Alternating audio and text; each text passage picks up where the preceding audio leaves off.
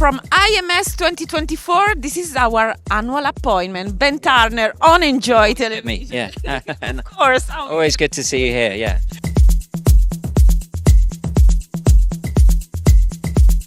Big change this year is the location of IMS. From Destino to this new location, Mondrian Hotel and High Hotel in Calaionga. How it is? Amazing. We're really, really happy. It was moving venues is always very scary because you get very settled into one place and then you have to tear it all up and start again. This is our 5th venue in 15 years, which is quite a lot. But we feel this place is somewhere we can really grow into.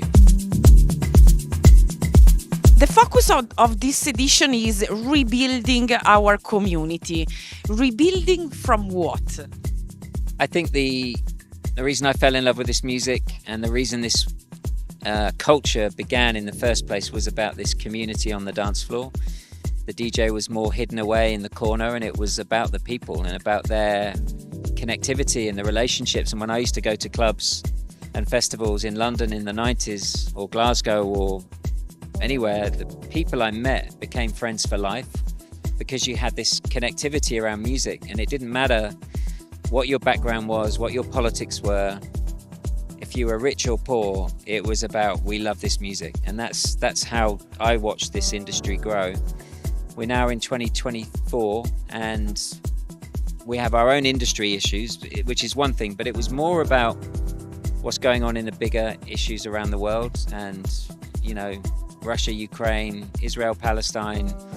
Off the back of these unfortunate, deeply complex situations, individuals in the music industry and us are being forced to take positions or expected to take positions and sides on something that maybe we don't fully understand, or we do understand and we take that position and then you cause all kinds of other challenges. So it was more not to get into the complexity of it, but it was about how do we build from, how do we come back to bring people back together? How do we create that unity? How do we get those values that were so important in 1988 that we all fell in love with?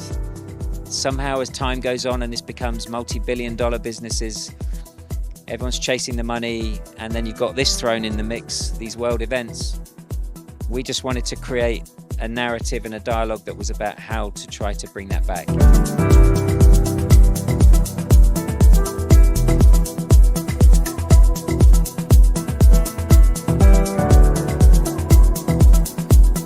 Finish a panel. You were talking about radio, filming, media, and also about young generation, the gap between the young generation and the old ones who create everything. So how we can all together cover this gap? I mean, I think there's I mean, it's a big, we're all trying to figure this out, right?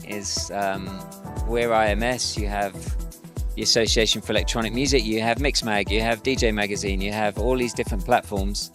And I think we need to try and align a bit more about how we're going to bring this new generation through, and without patronizing them or talking down to them, let them find ways where they can discover the past of Detroit techno or Chicago house or Dutch trance, whatever it might be. Like, this history can't get erased or forgotten about.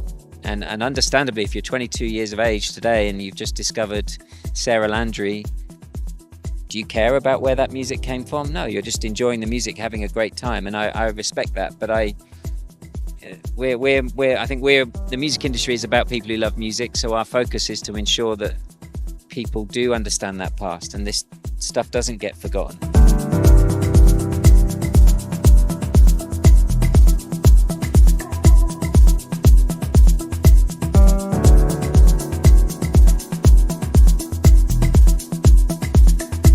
Sounds like they don't care about the roots, they don't care about the history, because it looks like they care just about be out there in the spotlight through the social media, and what happened at Coachella.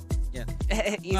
I think that's definitely true of a large part of what we're talking about. There is also, you know, lots of underground cultures around the world where they are about the music, but are even those people able to go back very clearly and understand the history? Where would you even go to look at that? So I think we're in a very positive situation where there are these new outlets. Books are being published, films are going to get made. Like, these are all exciting developments that can all help to get the stories across.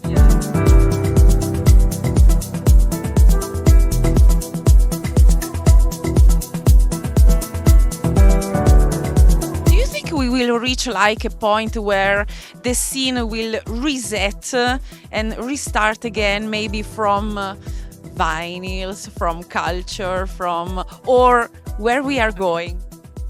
I'm 50 years of age. I committed my life to this industry and this culture, and I still want to keep doing this, for as long as I can. But do I think there's a reset? No, I think it's too big. It's too mainstream. It's too, listen, we all push this music so hard to be accepted that we can't now complain that it's too big, right? And people who complain about that need to remember that we all were part of driving so hard. We all pushed so hard to make the music be accepted, and now that happened. Yeah. It's everywhere.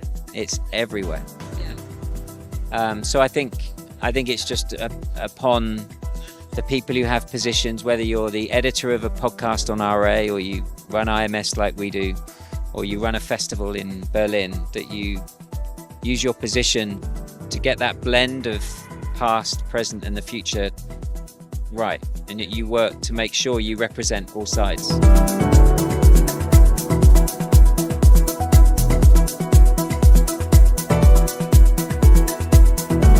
Something new about you. I didn't know you were a journalist before. Yeah. My career began when I was 16, 17. I worked in a rock newspaper called Melody Maker, which was like the Rolling Stone of the UK. And I walked into a very slightly hostile environment because I was so young, and I was pushing DJ culture at a time when Nirvana and Oasis became the biggest thing, and I was really pushing Laurent Garnier, Richie Hawtin, Derek May, Juan Atkins, and so that was my foundation. That's what gave me the passion to do what I do today still. And then what happened? You turn into this. What happened? If I'm honest, like, my role of leading the curation of IMS is not that different to being the editor of a magazine. Like, you're still sharing your taste, your knowledge, your relationships. I used to put it into a magazine. Now I put it into a conference. It's just a different way to express your knowledge and your passion and the challenges. So I think I've always had a bit of a content head and a content brain, and I want to share the knowledge and the amazing things I've experienced through my life.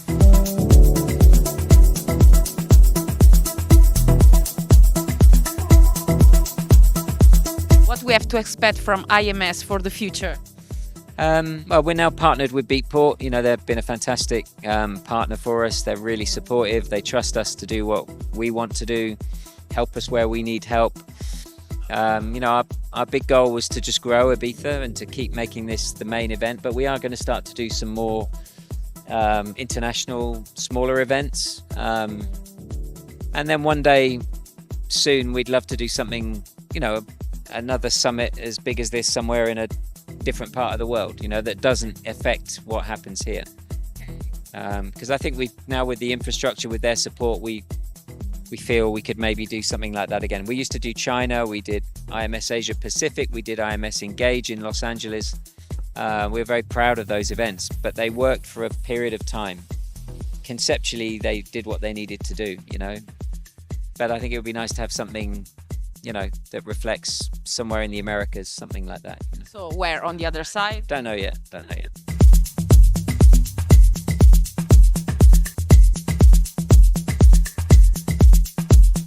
Thank you so much, and see you around. Yeah, thank you. Always good to have you here.